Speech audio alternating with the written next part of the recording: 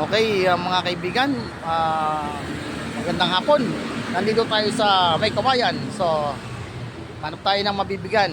Ito si Madam. Ayan, Ma'am. Ito po, meron po akong konting pa-premyo sa inyo.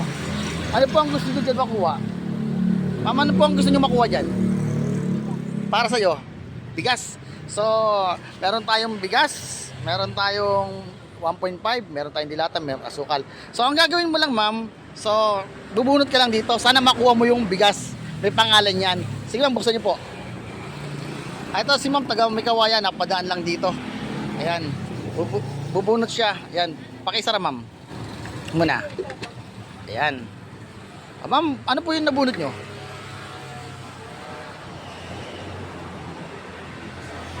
Asukal. Hindi nakuha yung bigas. So ma'am, meron po kayong asukal.